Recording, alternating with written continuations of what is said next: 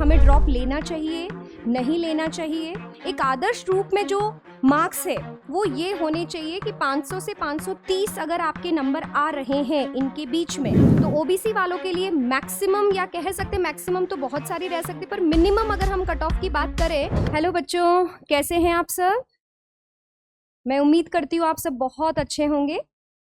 अब क्योंकि हमारे नीट में जो पेपर हुआ था वो बहुत टफ था, सबको पता है ये, है ना।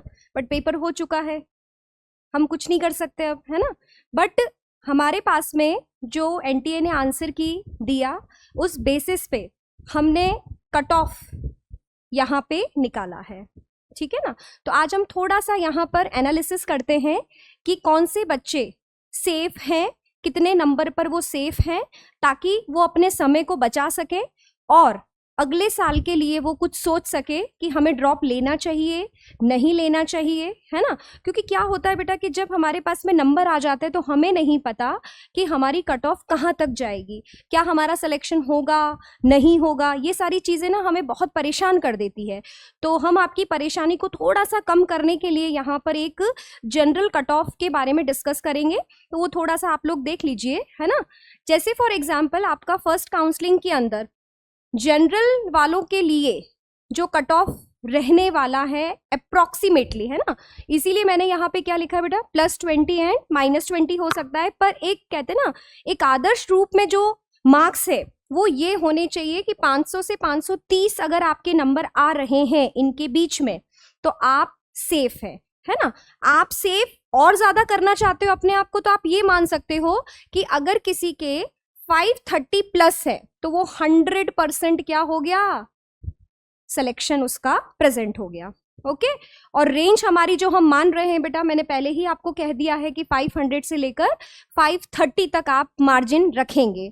पर 530 से अबव जितने भी बच्चों के मार्क्स हैं उनका सिलेक्शन हम ऐसा मान सकते हैं कि कंफर्म है। नेक्स्ट, ओबीसी वालों के लिए 500 से लेकर 525 तक हमने रेंज, जैसे कि बच्चे जब अपने मार्क्स शेयर करते हैं तो हमें पता चल जाता है कि जो भी कट ऑफ जाने वाली है वो कितनी जा सकती है। तो ओबीसी वालों के लिए मैक्सिमम, या कह सकते मैक्सिमम तो बहुत सारी रह सकती, पर मिनिमम अगर हम कट ऑफ की बात करें तो सिलेक्शन के लिए जिस बच्चे के 525 प्लस मार्क्स अगर हैं तो वो निश्चिंत रहें, उन्हें कहीं ना कहीं गवर्नमेंट कॉलेज अवेलेबल हो जाएगा, है ना। नेक्स्ट, अगर हम एससी की बात करें तो उनका जो रेंज है 440 से लेकर 460 के बीच में आपका कंसिडर किया जा सकता है, और कंफर्म 460 प्लस जिनके भी मार्क्स है वो कंसिडर रहेंगे आपके सिलेक्शन के मार्क्स। नेक्स्ट, एसटी के लिए 370 से लेकर 395। इट मीन्स क्या हुआ कि हमें 95 प्लस अगर आपको इस कैटेगरी के अंदर आ रहे हैं बेटा, तो हमें एज कंपैरेटिव थोड़ा सा निश्चिंत हो जाना चाहिए कि हमें कहीं ना कहीं कॉलेज, गवर्नमेंट कॉलेज हमें अवेलेबल हो जाएगा, ठीक है। तो ये बात तो हुई बेटा किसकी, फर्स्ट काउंसलिंग की, जब पहली काउंसलिंग के बारे में आपसे बताया जाएगा या पूछा जाएगा, ठीक है। फिर बात करते बेटा हम सेकंड काउंसलिंग की, कि मान लेते हैं आपका फर्स्ट काउंसलिंग के अंदर सिलेक्शन नहीं हो पाया। क्यों? क्योंकि फर्स्ट काउंसलिंग में जो भी इंडिया के अच्छे टॉप मोस्ट मेडिकल कॉलेजेस हैं वहां पे बच्चों को प्रेफरेंस दिया जाता है, जिनके अच्छे मार्क्स, इन द सेंस आप समझ ही गए होंगे, इनसे प्लस है। ओके। अब सेकेंड राउंड या सेकेंड काउंसलिंग की बात करें हम, तो जनरल वालों के लिए अगर सेकंड काउंसलिंग में उनके मार्क्स अगर अभी जो भी वो आंसर की देखकर अगर 470 है उनके, तो उनको उम्मीद रखनी चाहिए कि उनको सेकंड काउंसलिंग तक रुकना चाहिए, ठीक है ना। तो सेकंड काउंसलिंग के अंदर आपका जो मार्क्स से थोड़ा सा क्या हो जाता है, कम हो जाता है उसका क्राइटेरिया, जिससे आपको जो दूसरे सेकेंड लेवल वाले जो भी मेडिकल कॉलेजेस हैं, गवर्नमेंट से रिलेटेड जो भी ऑथराइज्ड हैं कॉलेज, वहां पे आपको अवेलेबल सीट हो सकती है 470 प्लस।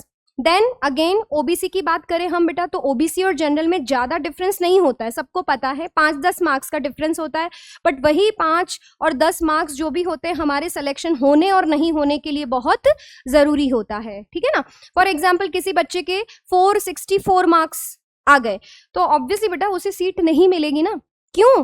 क्योंकि वहां पे कट ऑफ क्या गई है आपकी 465। तो यहाँ पर सेकंड काउंसलिंग के अंदर अगर ओबीसी वालों का 465 प्लस मार्क्स हैं तो डेफिनेटली उन्हें मेडिकल कॉलेजेस में एडमिशन मिलेगा ही मिलेगा, है ना। बट ये ध्यान रखे बेटा, क्योंकि हम ये जो भी डेटा दे रहे हैं आप सबको पता है ना, कि ये जो डेटा जब हम बताते हैं, कोई भी अगर आपको डेटा बताता है रिजल्ट आने से पहले, तो वहां पे संभावना होती है ना। और वो संभावना किस बेसिस पे होती है बेटा? एक स्टूडेंट के बेसिस पे तो होती नहीं है, बहुत सारे स्टूडेंट से पूछा जाता है, बात की जाती है, जो टॉपर होते हैं उनसे भी पूछा जाता है। तो उस बेसिस पे हमने ये सारा डेटा दिया है यहाँ पे, ठीक है ना।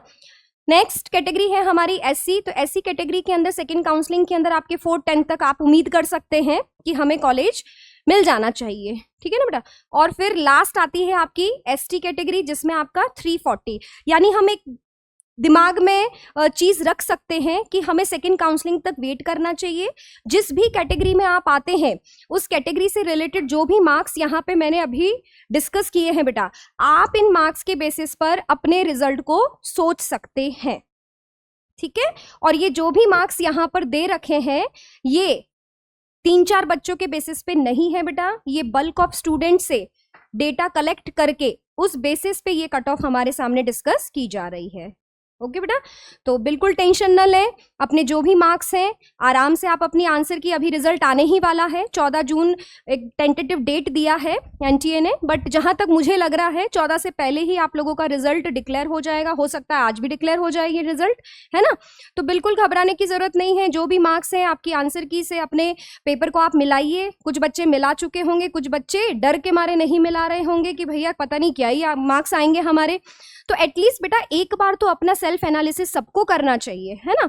इसमें डरने की कोई बात नहीं है, पेपर दिया है तो रिजल्ट तो आएगा ही, और रिजल्ट अगर आता है उससे पहले अगर मेंटली प्रिपेयर रहे तो थोड़ा एक आप दिमाग में आपकी पॉजिटिविटी रहेगी कि भैया इतने ही मार्क्स आने वाले हैं, हमें कॉलेज नहीं भी मिलता है तो हम क्या कर सकते हैं, फर्दर नेक्स्ट ईयर का प्रिपरेशन के बारे में सोच सकते हैं कि हमें क्या करना चाहिए, हमें ड्रॉप लेना चाहिए, नहीं लेना चाहिए। क्या आप कट ऑफ के सिर्फ पास में ही थे? फॉर एग्जाम्पल एक छोटा सा एग्जाम्पल देती हूँ बेटा, अगर मान लो किसी बच्चे के 495 ही आए हैं, 495 मतलब आप समझ गए 5 मार्क्स का कट ऑफ के पास में वो रह गया बच्चा, तो उसे क्या करना चाहिए? डेफिनेटली उसे क्या लेना चाहिए, ड्रॉप लेना चाहिए बेटा, क्योंकि वो कैपेबल है बच्चा, उसमें पोटेंशियल है, वो कर सकता है, ठीक है।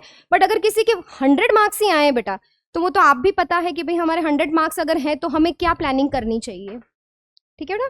तो चलिए ऑल द वेरी बेस्ट सबको, मैं यही उम्मीद से सबको मैं ब्लेसिंग्स देती हूँ कि सबका रिजल्ट बहुत अच्छा जाए और बिल्कुल परेशान होने की जरूरत नहीं है, ठीक है बच्चों, ऑल द वेरी बेस्ट।